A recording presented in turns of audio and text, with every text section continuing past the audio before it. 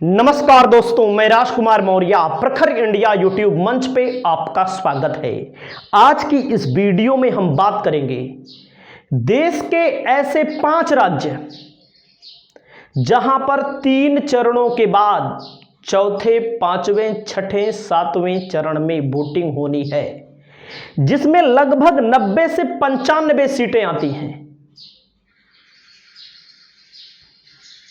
अगर बीजेपी को यहां पर 30 सीट 90 से 95 सीटों में कम हो जाती है, 30 सीट कम हो जाती है,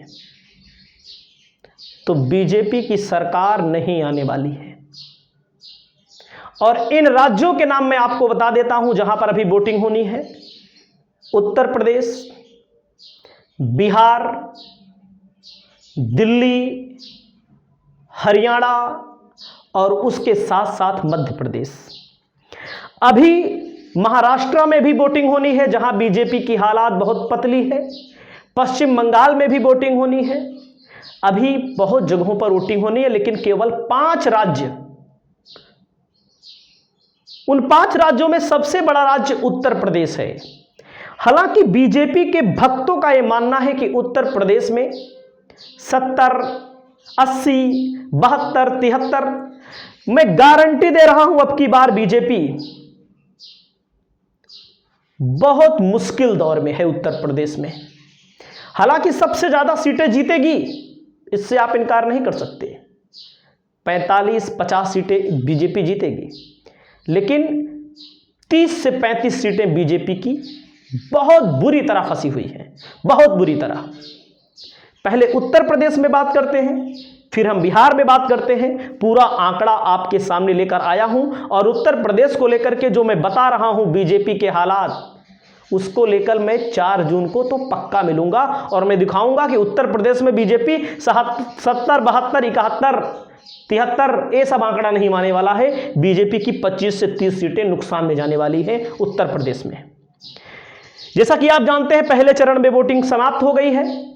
मैंने कई वीडियो में आपको बताया है, सहारनपुर, कैराना, मुजफ्फरनगर, बिजनौर, नगीना, मुरादाबाद, रामपुर, पीलीभीत सभी सीटें अटकी हुई हैं। हालांकि बीजेपी कई सीट इसमें से जीतेगी भी, अटकी भले है। अगला नंबर आता है, ये वोटा परसेंटेज है उसी का। वोटा परसेंटेज लगातार कम हो रहा है। दूसरे चरण में बीजेपी 8 सीटें जीतेगी, 2 सीटें लूज करेगी, पक्का है। अगला नंबर आता है, यहां वोटा परसेंटेज है दूसरे चरण का। हालांकि इसको मैंने कई बार बताया भी है आपको। तीसरे चरण में बीजेपी के हालात बहुत बुरे हैं, ये सब जानते हैं।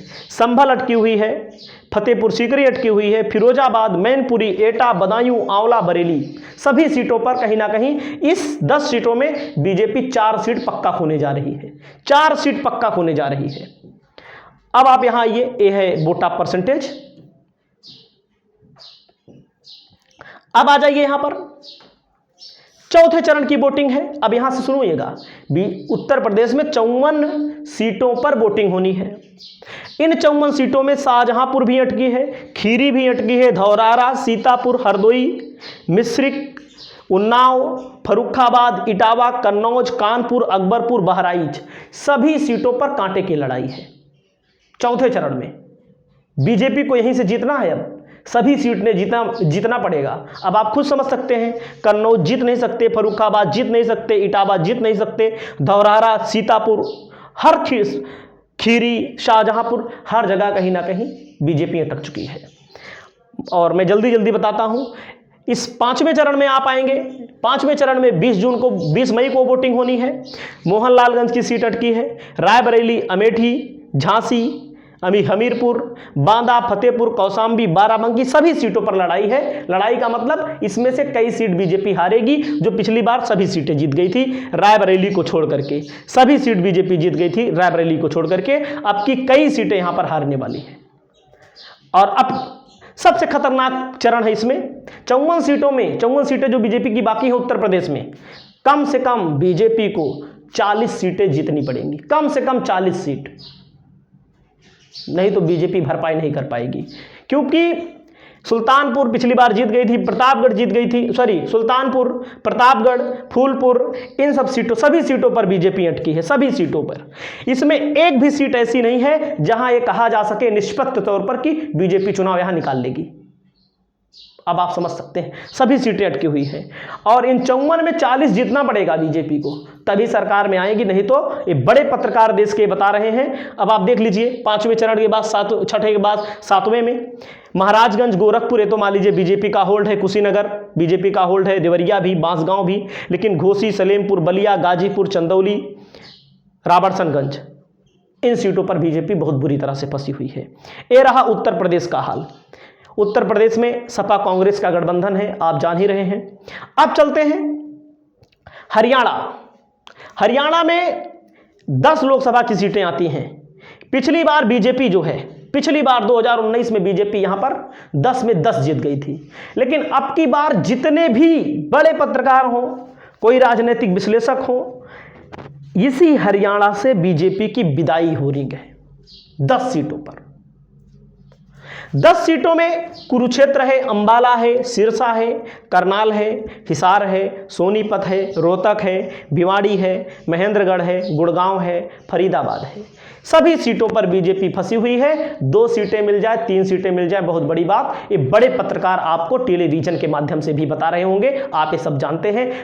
ये यहाँ का ये हाल है कि अपने वर्तमान मुख्यमंत्री को हटा करके, मनोहर लाल खट्टर को हटा करके नए मुख्यमंत्री को लाए हैं। वहीं पर निर्दलीय विधायक और जो जेजेपी की पार्टी है, सब ने यहाँ से नाता तोड़ लिया है। यहीं पर बृजभूषण शरण सिंह का मामला है, यहीं पर किसान आंदोलन का सबसे बड़ा मामला है, आप ये समझ सकते हैं। तो यहां पर बीजेपी का नुकसान हो रहा है। 19 में विधानसभा का, लोकसभा का जब चुनाव हुआ था, जेजेपी को 4.9% वोट मिला था, कांग्रेस को 28% और वहीं पर 58% भाजपा को, अन्य को 8.38%। विधानसभा में देखेंगे तो बीजेपी को कितना मिला था, 36% विधानसभा का, और कांग्रेस को 28%, जेजेपी को 14%, अन्य को 20% यहां पर वोट मिला था।